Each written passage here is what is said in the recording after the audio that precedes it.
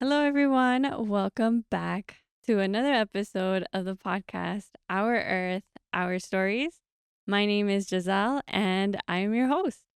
So, before we get to the chunk of the episode, I wanted to say a quick thank you to all my family and friends who have showed me support on social media. So, today is May 2nd, and last weekend, I launched my social media platforms, Instagram and Facebook, which I will link in the bio. And a lot of you guys shared my content and shared my page. And so that means the world to me. And so I wanted to give you all a huge shout out. Um, so now let's get started. So the theme of this podcast episode is to talk about traditional ecological knowledge.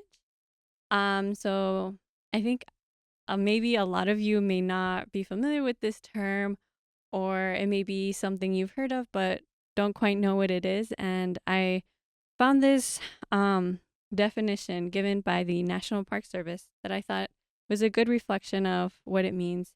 And they define it as an ongoing accumulation of knowledge, uh, practice, and belief about relationships between living beings in a specific ecosystem that is acquired by indigenous people over hundreds or thousands of years through direct contact with the environment, handed down through generations and used for life sustaining ways. And so this knowledge highlights the relationships between humans, plants, animals, landforms, and so on. And it was sort of something I was getting at last episode, sort of thinking about human beings being part of nature and being part of the ecosystem. And it is sort of our responsibility to care for it. And I think that traditional ecological knowledge really highlights this. And it also really talks about like reciprocity, that if you take care of Earth, Earth will take care of you. And so, yeah, I think it has a spirituality component, and it is something very different from the traditional Western science point of view, and where you sort of see yourself separate from your subject or your research. But I think it's important to sort of combine the two, and in order to find solutions for the problems that we face now in our ecosystem. Um, so yeah, this episode, I wanted to highlight someone who I've met by doing this podcast project, and I think that she does an amazing job at sort of bridging these two ideas together: Western science and traditional ecological knowledge. And so, if we can bring a warm welcome to Florencia Pech Cardenas. And she's currently a postdoc at the Institute on the Environment, and or INE for short. And a huge shout out to you guys, because they're one of the institutes that actually helped me fund this project and has made it possible for me as a student to work on it. But yeah, I'll hand the mic over to Florencia. So why don't you tell us a little bit about your current role and sort of what you do at INE, and just tell us a brief background about yourself. Sure. Yeah. Thank you so much, Giselle, for the invitation. I really Yeah. appreciate you opening the door to come and share a little bit more about Tiki, and also kind of like a little bit of my journey from Yucatan to here, Minnesota. Yeah. And so, yeah, I'm a postdoctoral scholar now at the Institute on the Environment since August 2025. No, 2026. Yeah, no, ya lo eché a perder. Yeah. Since this year, Since August. this year, Yeah. So I am originally from Yucatan, from Mérida. My parents are from the small town of Temash, and then they later, when they married, they moved to Mérida. So I grew up between the two places, the urban kind of like city and in Mérida, but also the town in Temash. So visiting my grandparents and my extended family. Yeah. So I have a PhD in natural resources science and management with a track in tribal natural resources from the University of Minnesota. Okay. I did my PhD at the Forest Resources Department. Okay. And previous to that, I had a master's in natural resources in Yucatan, and also a bachelor's degree in biology in Yucatan. Wow. Yeah. So how has that transition? I think you sort of started with like a more like pure science, hardcore facts, like, but now you sort of try to incorporate more of like that TEK. Mm-hmm. And so how has that like changed throughout your academic My career? academic career. Yeah. So I think that early kind of like that relationship with nature came from seeing my parents, my mom, my dad working at the solar in our house. Even when we were in the city, we had like a big backyard. And I remember my dad working like several hours when I was a child. In the patio, like planting banana trees, another kind of like chaya, which is a very traditional food that we have, like a plant that we have in Yucatan. And also my mom, kind of like all the medicine that she would get for us came from the garden, whether like plants to make teas, or if we got like chicken pox, she will get like a lot of different plants and she will boil them and she will give us baths with those water. So kind of like those recalls of my parents working on the solar. And then when we went to the pueblo, to the marsh, my grandparents, like both of my grandparents were campesinos, milperos. So they had their meal pass. And I remember going to the pueblo and seeing my grandparents kind of like working with the mazorcas, so the corn, corn. So all those things kind of like were with me. And I had a very big interest in learning more about plants. Like I love plants since very early age. And I think as I was growing up, kind of like I start to get more interested in kind of like sciences in high school. And I decided to study biology for my bachelor's degree. Yeah. I was fortunate to be in the city so I could access formal education. So that's kind of like where my interest started with sciences, natural resources, and plants. Yeah. And then so you started with, a very strong interest in plants. And then how did you decide that, you were like, I want to do more school. I want to do a master's, a PhD. How did that come about? Yeah. So I come from a very because my parents were first generation migrants from the town to the city. So we grow up with a lot of like limitants in terms of like economic resources. Yeah. So it was like for me, I feel that I start to see that I could get scholarships. Like if I was doing good in the school, I would get kind of like this economic incentive to kind of like keep going. So since early, I have memories from like elementary school that there was some programs for public education that when my mom would get some support for us to kind of like to buy lunches, things like that. Yeah. And then the same in high school, middle school, and then college. So I think that was a strong incentive for me to kind of like look for better opportunities for myself and also for my siblings, because I'm the eldest woman. So it's kind of like also like being an example, right, for my younger siblings. Yeah. I think that was very important for me because formal education was a way to access opportunities that I couldn't otherwise. For instance, like traveling to summer internships.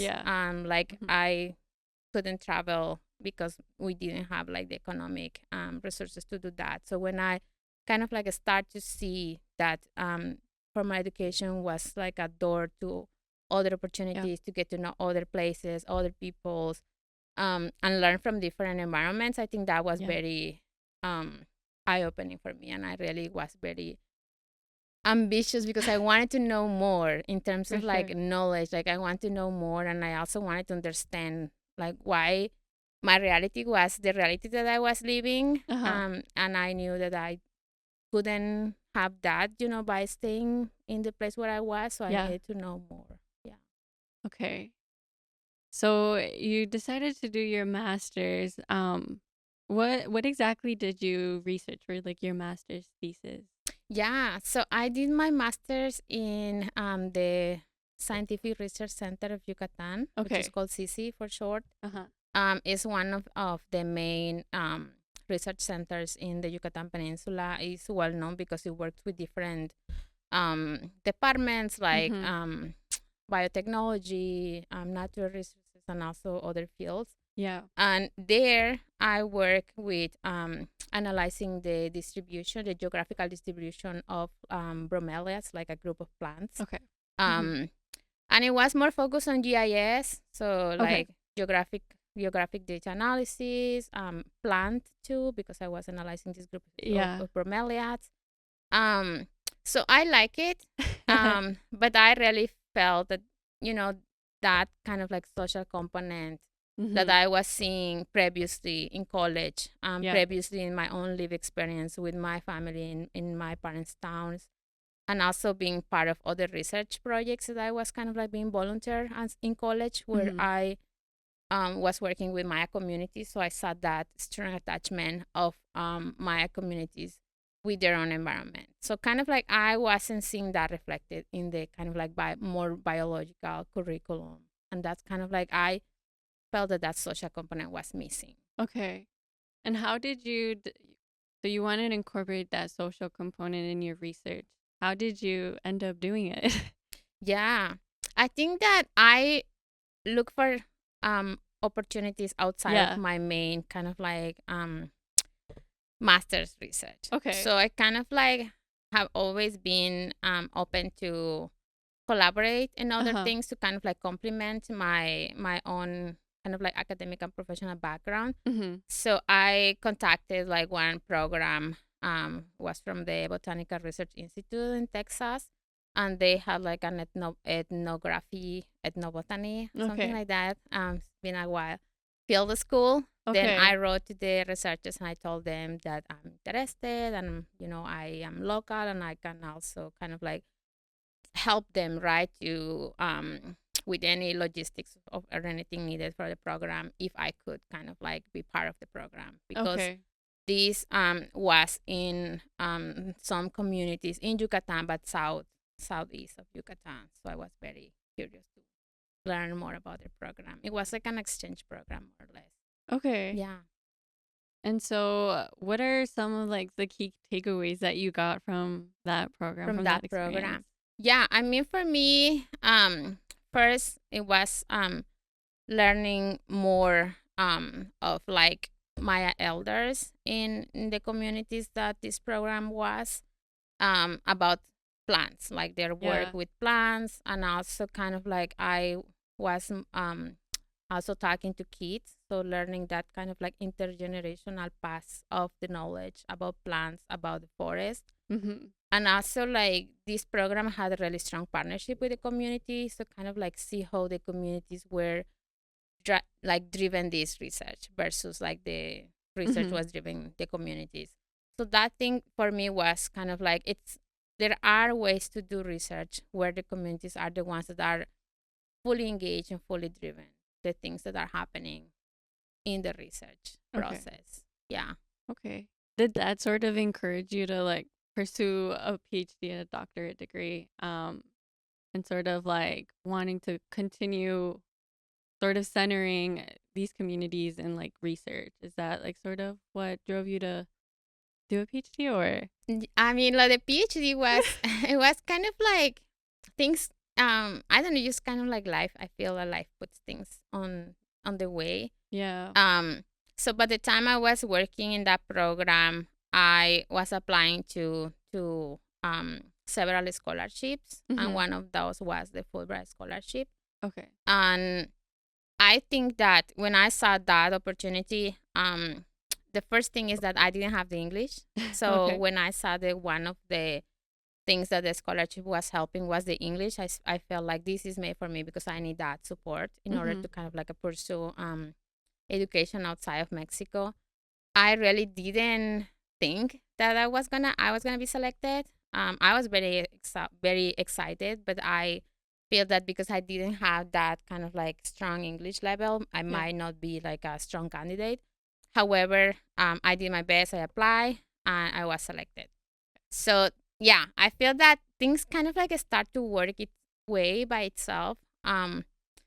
But I didn't have like that intention that the program that I was participating was gonna be very important for my future research. So I Okay. feel that things start to kind of like just build together on the way. Yeah, in a way. Which is also very like, like yeah, whole life starts to build its own path. Yeah. Yeah, and things start to connect with each other. Mm-hmm. Yeah, and I also during that school, a field school, I had like a lot of strong friendships and strong relationships with people in the villages. Uh-huh. So I think that that was kind of like I want to work here. I want to continue Yeah. working here. I didn't see them kind of like like, oh, this is gonna be future research. I think for me it was kind of like I really want to come back. I want to be, part of the work that is being done here. I want to learn more. Mm-hmm. Kind of like continue and nurturing those relationships. What kind of like for me, what made me decide like I want to keep working here. And Mm-hmm. if I could get that PhD scholarship that could support me working on the communities and the things I wanted to keep doing, then yeah, that was kind of like very, very good. Yeah. Yeah. So you're in the PhD and you still continued working with these Yes. Mayan communities, Yes. right? Um, so how did continue working with these Mayan communities sort of shape your research now for your like PhD? Yeah. I think for my PhD, kind of like making sure that I was keeping my relationships, that Mm-hmm. I was being present, Okay. present even Yeah. when I was here. Mm-hmm. Kind of like keeping in touch and contact with people that I knew and they also knew about me. And in times of hardship, for instance, I was also kind of like sending right my collaboration because Yeah. um being part of being accepted in a community means that you have responsibilities and you also have commitments that you need to fulfill. So for me, being making sure that I was helping in moments that my help was needed, that Yeah. I was there. The other thing is also like my field work. Like Mm-hmm. I did as much field work as I could Yeah. to be kind of like in the community, talking to elders, talking to people, being there, and also listening right to the needs. So having community meetings and ensuring that I was not doing things because of the timeline I needed to fulfill, but because of the timeline of the community. So making sure I was incorporating voices of women, voices of elders, voices of everybody in the community. That was very important, and that was something that came out from those community meetings. That like we want to have voices of everyone, not Yeah. just like one part of the sector of the community. Yeah. Okay. And just like real quick, like what exactly was your research? What was the center or your goals Yeah. throughout your PhD? Yeah, I think for me, understanding the way how the Maya communities are working with their forests Okay. in a way to fulfill their own traditional livelihoods, such as the agriculture, the milpa, but also to fulfill new kind of like livelihoods, more emergent livelihoods, such as the Yeah. tourism industry.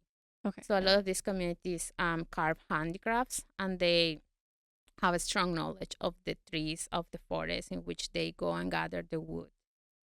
So kind of like centering that understanding and also seeing handicraft production from their own ways of relating to the forest instead Yeah. instead of centering handicraft production and wood carving kind of like as a resource of Yeah. extraction. It's more like really having the meaning of what those handicraft production, harvesting wood, engaging with the tourism industry means for the livelihoods of this Maya community in Yucatan. Yeah. Cool. That's really a lot.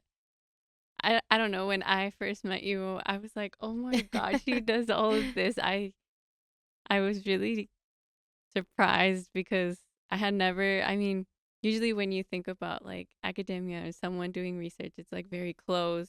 But I'm really happy that you got that experience where you were out in the community. Um and talking to people, talking to your own people. And Mhm. I think that makes it like really meaningful.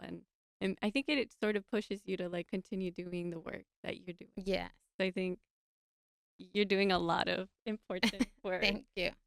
And now that as a postdoc, do you still have that um like do you still work with Mayan communities, or is Mhm. it more you're focusing on different things or just taking your research in a different direction sort of? What do you currently do? Yeah, I think now for my postdoc is kind of like an extension in a way, Okay. of kind of like um opening to kind of learn from Mhm. different like perspectives within the same indigenous space. So Okay. now kind of like in the Midwest, what I'm doing for my postdoc is exploring or centering, not exploring, but centering tribal climate adaptation Okay. here in the Midwest in terms of like what tribal nations have done to kind of like advance climate adaptation. And one of the things that I'm kind of like coming and learning as I'm doing this research is that tribes in the Midwest have really been leading the work on Mhm. climate adaptation in Yeah. tribal lands. So there are a lot of like initiatives that tribes are kind of like working directly with their land to Mhm. adapt to the changing climate, but also to kind Yeah. of like innovate, kind of like things as cultural burning, or also restoring Yeah. wetlands, restoring savanna, restoring like ecosystems that were lost because of this kind of like suppression of traditional practices. So Yeah. they are bringing back those practices, and they also have been leading and showing these strategies to kind of like other management organizations or institutions. So working with different departments at different Mhm. levels to kind of like inform, right, what are the kind of like right practices for the land, like how they call like to heal the land, restore Yeah. the land. Yeah. Yeah, I think that's Yeah. really good. And I think now that I think this is more current where people are sort of shifting their attention and like actually Mm-hmm. having indigenous people on the table and like actually listening, because I feel like sometimes um especially like cuz academia can be very mean sometimes Mm-hmm. and but I think I see a shift, and I'm really excited to where your future endeavors will take you, and hopefully it'll turn out for good, right? Thank you. And it's right. Like you mentioned, academia tends to be very kind of like very square, like things Yeah. being very close. And that's something that I experience, Yeah. like even for my doctoral research, for my doctoral project, several universities that I was applying and programs that I was applying didn't want to have me work on this project, on my PhD project, Okay. because they were like, we want something just pure science or more kind of like traditional science, and this is very interdisciplinary. Like Yeah. um we don't want to, right? Like we don't know if you're gonna be funded or things like that. So I think that seeing the value of interdisciplinarity wasn't really something that it was taking as an like a strength in research. Right. And I definitely kind of like have feel those, like spaces where interdisciplinarity and bringing different perspectives are not very dominant in academia. Yeah. It's still very few. Very Yeah. few. So I it's important to agree. kind of like open more doors and yeah, centering that. Yeah. I think yeah, if it we sort of have to I sort of see it especially like at least my field there's like just math, math, math, and Mm-hmm. no, I don't see it that way. I think the sciences like they're connected one way or another. And it's sort of like this idea of like we're all in this together. We Yeah. one way or another we're connected. And so I think that also applies to research, whether Mm-hmm. it's science or not science, like um being able to bring in all of the perspectives. It's crucial. Otherwise there's a big part missing of your Yeah. research. So yeah, and so I guess shifting our focus a little bit and sort of talking about climate change, and especially like for with indigenous communities, how has climate change affected like the communities that you've worked with here in Minnesota and Mm-hmm. also back home in Yucatan? Yeah. No, that's really good. Um, so in terms of like, we can see here in Minnesota, for instance, like the loss of winter and the Yes. loss of, having the snow, Mm-hmm. the amount of snow that usually Minnesota, tend to have. That's really impacting like plants and animals and other species, kind of like diminishing the populations and also like Mm-hmm. increasing, right, the Yeah. the range of other species that might not have been kind of like here, like called as invasive species, kind of like moving, Mm-hmm. along the way because of this changing climate. So to the ecosystem level is like there's gonna be a huge change and impact. But Yeah. also to the cultural level. So kind of like those plant species and animal species that are kind of like um moving the ranch more kind of like north because of the warming weather, right? Moving Yeah. in Minnesota. So a lot of those species are kind of like important culturally. So Yeah. also it's kind of like that, right? It's not just the loss of the ecosystem species, but also the cultural knowledge that comes with those animals, plants, and other relatives. So that's here some of the things I can see. Yeah. In my home country Yeah. in Yucatan, I feel that impacts, having more hurricanes, having also the hot weather. It's Yeah. increasing a lot, and it's really causing a lot of drought too for like the forest, Mm-hmm. and also impacts on kind of like traditional livelihoods such as the milpa. So the milpa is this traditional ecosystem agricultural system of planting of centrally squash, beans, and Yeah. corn, but you have like a lot of other species of edible Mm-hmm. plants. So if this system relies on rain, like natural rain patterns, so with this kind of like unpredictability of Mm-hmm. rain, and we don't know if it's gonna be like a long drought or if there's gonna be some rain. So there are a lot of loss in terms of crops, and also if there is a hurricane, then you also have loss of crops. Or also you if you have a lot of like humidity and rain, you also can have a lot of plagas, Yeah. like Like, plagues, yeah, coming to the fields. So all that is kind of like impacting community. Yeah.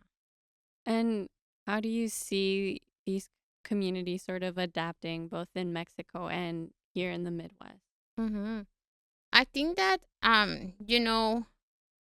the fact that we see and we're still Yeah. seeing, right, like tribal nations here in the Midwest, and we also have like a lot of indigenous communities in Mexico, talks a lot about the strong resilience that Yeah. these communities have. I feel that in Yucatan, the diversity of crops, diversity of seeds, diversity of kind of like of production systems. Mm-hmm. So relying not using the milpa, but also having the gardens in the solares, which is like the backyards. Yeah. Having also like fruits, plant trees, and other ways of subsistence, kind of like helps a lot to kind of like buffer all these kind of like climate change things that Mm-hmm. we're seeing, and communities building community, having a lot of like social networks in terms of support, Yeah. within the same community. I feel that those two parts, like the environmental and also the social components, kind of like help to support each other, and Yeah. that's kind of like very important to subsist and also to kind of like keep driving as a community. So I see that at the community level there is a lot of support with each Mm-hmm. other. Yeah, That's and I feel that helps a lot. that. Yeah. Yeah.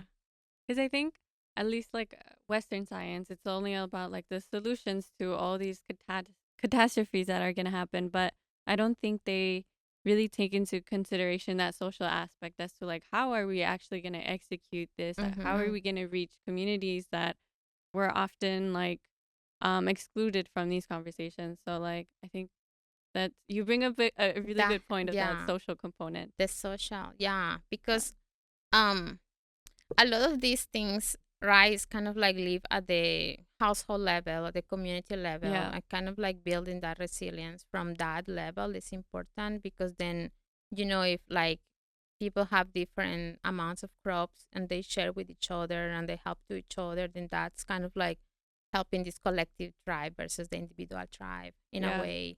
Yeah.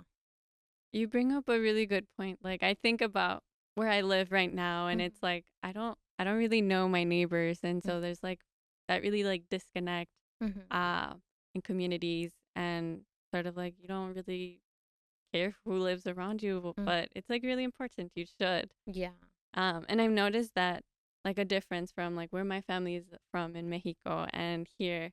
Like in Mexico, everybody knows everybody, Mhm. and you sort of like if you see someone in need, you give a hand Mhm. and you try to do what you can, even if it is just like a taquito de frijol. Yeah.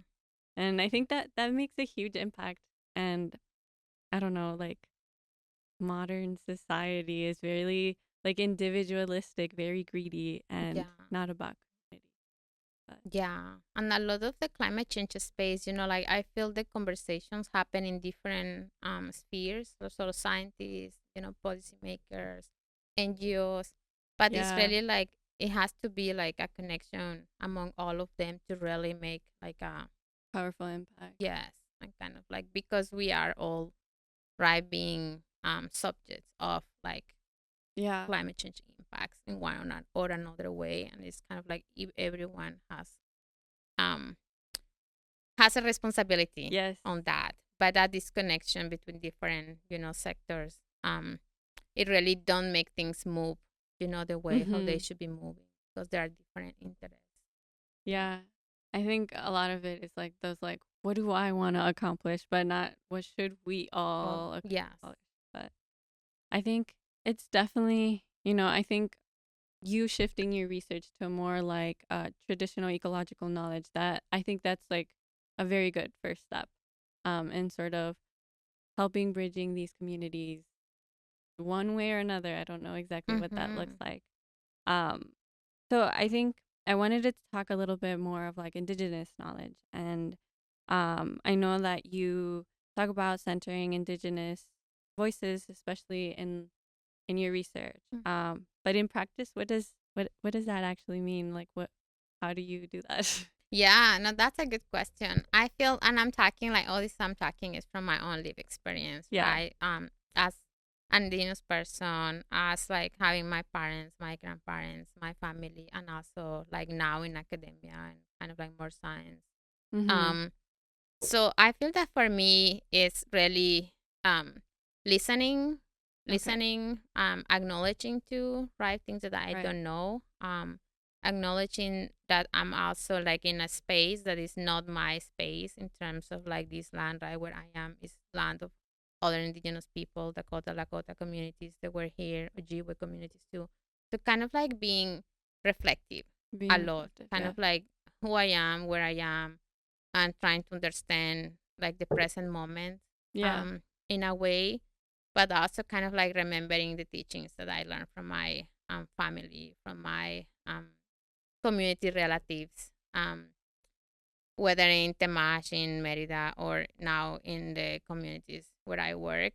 So I feel that that's extremely important and something that is taught a lot, and I have learned also from elders and community members is like that humility of not coming from like a point of view like feeling superior, but it's more like Yeah. I'm also learning and I don't know, Mhm. and I need to recognize that part. And I feel that in academic science that doesn't really tends to be like a norm or an ethical value. Usually it's more like, you are expert, you know everything, and you need to like prove yourself. Yeah. And that's not the way I feel that for me, right, Yeah. centering that indigenous teachings means. So I think that being willing to recognize that I'm used a person learning Yeah. and I'm kind of like in construction and I'm also making, like other people's voices and listening to them. It's important. Yeah. Yeah. So you've done a lot of work with community, and you've sort of came from the Mayan communities, working with them constantly day to day, and now sort of shifting your attention to working with indigenous people of Minnesota. How have you like what how did you I guess how should I phrase the question? um how did you start building like that community with the indigenous people here? Or Yeah. Yeah, I feel that I'm still yeah. working on that. Something that I feel that it's underestimate is the time, right, Mm-hmm. that building a relationship takes. So, Um, so I don't really feel that I am kind of like having a lot of time to do this. I feel that being in kind of like the academic space takes some of that time. yeah. But I think that for me, start to get to know, right, reading more on indigenous scholars in this area. I'm connecting to tribal liaisons in organizations that are working with climate change, for instance. Mm-hmm. Um, so those kind of like the starting points where I'm kind of like start to build my relationships. Yeah. And that's I feel that's okay. Like we like I feel that recognizing that and recognizing too that there are people here that are doing a lot of important work, and that doesn't mean that I have to be there, Yeah. because also giving the space, the respect, and the acknowledgement is important. Mm-hmm. So I think that for me, making sure that I'm kind of like incorporating that work within my own research now, it's Mm-hmm. kind of like the way how I'm starting to build kind of like those relationships, getting to know, like step back, listen, and just be attentive of things happening. Yeah. Yeah. I think it goes back to what you said, like just listening to people. And I think that's like a big crucial step when you're building a relationship. I think, Mm-hmm. I mean, with any individual person that you want to build a relationship, you got to know how to listen to them Yes. and respect them in that way and give them the space that Mm-hmm. they need. Um, but yeah, so I think we're nearing the end Mm-hmm. of the questions that I had. But I guess to close off the episode, did you have do you have any message that you want to send to our listeners? Anybody that you know wants to be involved in like protecting the environment and sort of trying to work with communities? What is a tip that you would give them from your own lived experiences? Yeah. I think that you know um bringing yourself in terms of like becoming open to Okay. learn from everyone, Yeah. to learn from like kids, to learn from elders, to learn from every person. I think that sometimes we forget that we don't know everything, and that we are Yeah. not meant to know everything. Yeah. But just kind of like finding that teaching within any person, like any experience. And I talk to my son a lot about this. Like, you did this, what did you learn from that? Even mistakes, okay? You did a mistake, what did you learn from that? Yeah. And kind of like also valuing those experiences, like valuing that the fact that you are doing something, you're trying, it's important because it helps you to learn and it helps you to become better. Mhm. I think that do it right. Like if you want to get involved in more environmental activism or environmental initiatives, but you don't know, it doesn't matter. Do it. Just do Like it. do it. Go. Ask. Look for help. There are a lot of resources, and especially now with Yeah. all the different spaces and places where we can ask for support for help are available. So kind of like do it, like try, and if you do a Yeah. mistake, that's okay, but just keep doing it. Yeah, keep practicing, keep learning. Yeah, I think That's important. that's amazing. But yeah, and with that, I wanted to give you thank you for agreeing to do this podcast episode. I No, thank know. you for your invite. Yeah. I really appreciate it. Yeah, Yeah. I think this has been one of my favorite episodes that I've done. I think just seeing a very different perspective from what I'm surrounded. It's really valuable, and I hope to take what I learned from you and put it in this podcast. So, Yeah. No, and also like thank you for your interest to kind of like Mm-hmm. know things that are outside of the kind of like the field that you are working on, and Yeah. also connecting right to your roots, connecting to your culture, connecting to your family. I think that that's very, very important. And I think that Yeah. for me, that connection to my heritage, to my background, to my identity, um, that no shame to say, I come from this community, I come from Yeah. this background, I have, been in these places. It's always kind of like helps me to remember, Mm-hmm. right? Who I am, and also helps me to keep myself grounded on the Yeah. earth and grounded on the people I love, and not kind of like go, because in academia you can really go Yeah. very high, and I don't think that is very kind of like reflects on my values. Yeah. So that's really good. Yeah, thank Well, you. thank you. And with that, we conclude the episode. But yeah, um, take care, everyone, and I will see you next time. So stay tuned. Bye.